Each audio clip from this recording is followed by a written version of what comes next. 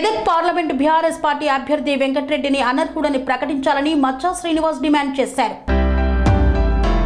Medak parliament BRS party అభ్యర్థి వెంకట్రామిరెడ్డిని అనర్హుడుగా ప్రకటించాలని Congress party జిల్లా అధికార ప్రతినిధి మచ్చా శ్రీనివాస్ అన్నారు. కాంగ్రెస్ పార్టీ క్యాంపు కార్యాలయంలో విలేకరుల సమావేశాన్ని ఏర్పాటు చేసి ఆ సమావేశంలో మచ్చా శ్రీనివాస్ మాట్లాడారు. ఫోన్ ట్యాపింగ్ వ్యవహారంలో ముద్దాయిగా ఉన్న అధికారి తన రిమాండ్ రిపోర్టులో మెదక్ బీఆర్ఎస్ పార్టీ అభ్యర్థి వెంకట్రామిరెడ్డి 2023 శాసనసభ ఎన్నికల్లో ఆయన ఆధ్వర్యంలో డబ్బు పంపిణీ జరిగిందని వెల్లడించారు. సిద్దిపేట పట్టణంలో రెడ్డి ఫంక్షన్ హాల్ ప్రభుత్వ ఉద్యోగులను ప్రలోభాలకు గురిచేసి వాళ్ళ సస్పెండ్ కు కారణం కూడా అయినటువంటి వెంకట్రామిరెడ్డి ప్రభుత్వం మీద బురద చల్లే కార్యక్రమం చేయడం సిగ్గుచేటన్నారు. ఫోన్ ట్యాపింగ్ వ్యవహారంలో 106 మంది ప్రభుత్వ ఉద్యోగుల సస్పెండ్ కు కారణం కూడా వెంకట్రామిరెడ్డి అన్నారు. ఇతని వల్ల ప్రజాస్వామ్యం కూలీ చేయబడుతుంది కాబట్టి అతను సంపాదించిన అవినీతి సొమ్ముతో మెదక్ పార్లమెంటు పరిధిలోని ప్రజలను ప్రలోభాలకు గురిచేసి శాంతి భద్రతలకు విఘాతాలు కల్పించే అవకాశం ఉంది కాబట్టి ఎన్నికల్లో పోటీ చేయకుండా తప్పించాలని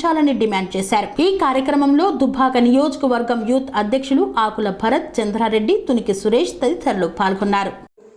పార్లమెంటు బరాస అభ్యర్థి వెంకట్రామిరెడ్డి ఎన్నికల ప్రచారంలో మాట్లాడుతూ, నేను ఈ ప్రాంతంలో 10 సంవత్సరాలు ఉద్యోగం వెలుగబెట్టిన, ఈ ప్రాంతంతో నాకు బాగా సంబంధం ఉంది, ముఖ్యంగా దుబ్బాక నియోజకవర్గంతో నాకు బాగా సత్సంబంధం ఉందని చెప్పి ఎన్నికల ప్రచారంలో గొప్పలు చెప్పుకునే ప్రయత్నం చేసి ప్రాంత ప్రజలతో ఓట్లు వేయించుకోవడానికి ప్రయత్నం చేస్తూ ఉన్నాను.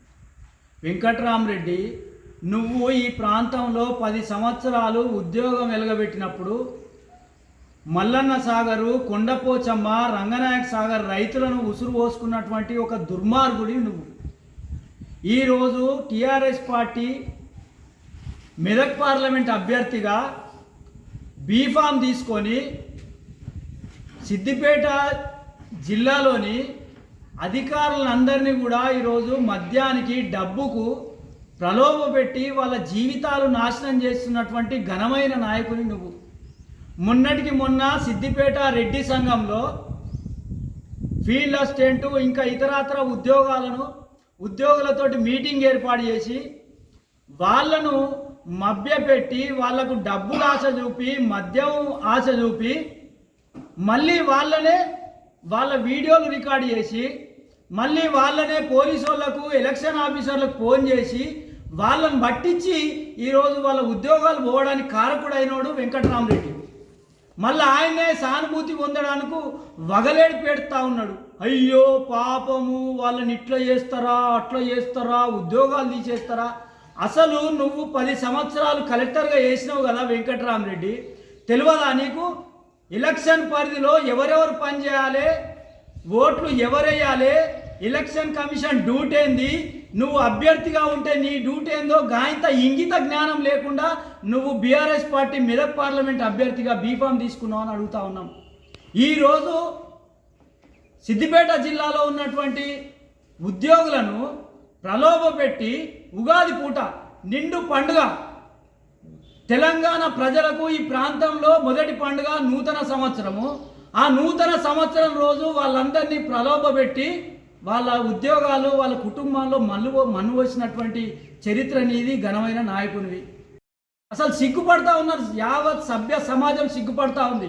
ఒక 10 సంవత్సరాలు కలెక్టర్గా పనిచేసినటువంటి వ్యక్తి ఈరోజు ఉద్యోగులను ప్రలోభపెట్టి వాళ్ళ జీవితాలు నాశనం చేసినటువంటి చరిత్ర కలిగిన వ్యక్తి. ఇలాంటి వ్యక్తికి బీఆర్ఎస్ పార్టీ బీఫామ్ ఎట్లు ఇచ్చిరని చెప్పి యావత్ సమాజం కూడా సిగ్గుపడుతున్నటువంటి పరిస్థితి. ఇక ఈరోజు నిన్నటికి నిన్న వెంకట్రామిరెడ్డి అనుచరులతోటే ఈరోజు ఫోన్ ట్యాపింగు, డబ్బులు ఆయన పుష్ప కన్స్ట్రక్షన్ నుంచే డబ్బులు బయటకు వెళ్ళినాయి అని చెప్పి వార్తలు వచ్చినటువంటి పరిస్థితి.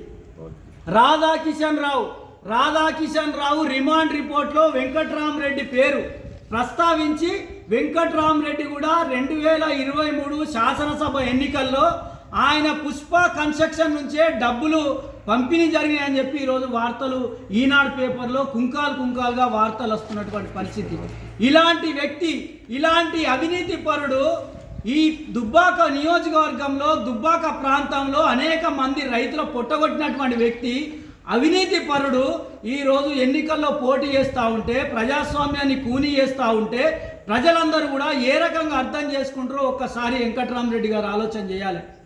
ఈరోజు నేను నీతి పరుణ్ణి, నిజాయితీ పరుణ్ణి, 100 కోట్లతోటి ట్రస్ట్ ఏర్పాటు చేస్తా, దుబ్బాక నియోజకవర్గంలో ఉండబడే నిరుద్యోగులకు ఉద్యోగ అవకాశాలు కల్పిస్తా అన్నటువంటి వ్యక్తివి నువ్వు 10 సంవత్సరాలు సిద్దిపేట జిల్లా కలెక్టర్గా వెలుగబెట్టినప్పుడు ఏ రోజన్నా ఒక నిరుద్యోగిని పట్టించుకున్నటువంటి దాఖలాలు ఉన్నాయో ఒక్కసారి వెంకట్రామరెడ్డి గారు ఆలోచన చేయాలి.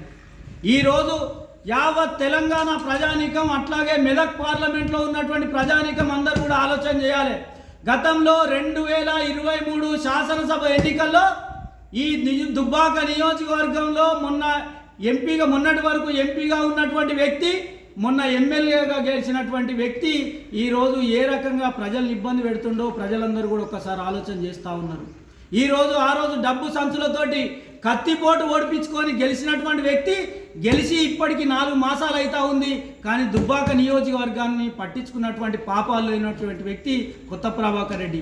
అదే బాటలో ఈరోజు వెంకట్రామరెడ్డి అవినీతి సొమ్ముతోటి దుబ్బాక నియోజకవర్గంతో పాటు మెదక్ పార్లమెంట్లో ఉన్నటువంటి ప్రజలందరినీ కూడా ప్రజాస్వామ్యాన్ని పూర్తిగా అణగదొక్కి, ప్రజాస్వామ్యాన్ని పూర్తిగా నిర్వీర్యం చేసి ఈరోజు డబ్బులతోటి, మద్యంతో ప్రజలందరినీ ప్రలోభాలు చేయడానికి గురి చేస్తూ ఉన్నాడు.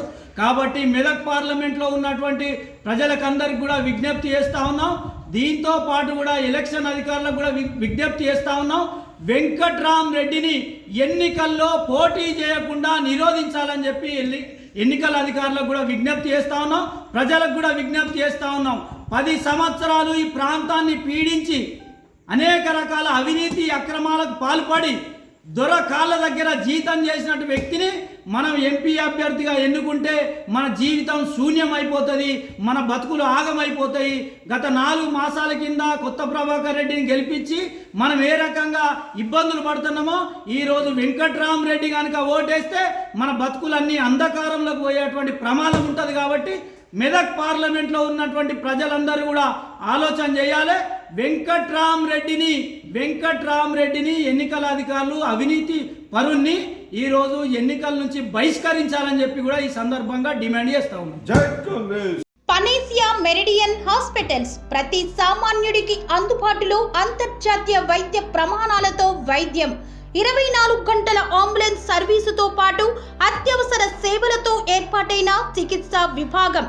మా దగ్గర గుండె సంబంధిత, మూత్రపిండ, కాలేయ, కంటి జబ్బులకు, మోకాళ్ల శస్త్రచికిత్సతో పాటు కోవిడ్-19, బ్లాక్ ఫంగస్ వంటి వైరస్లకు, అన్ని రకాల ఆరోగ్య సమస్యలకు నమ్మకమైన అత్యాధునిక వైద్య చికిత్సను అందిస్తున్న హాస్పిటల్ పనేసియా మెరిడియన్ హాస్పిటల్స్.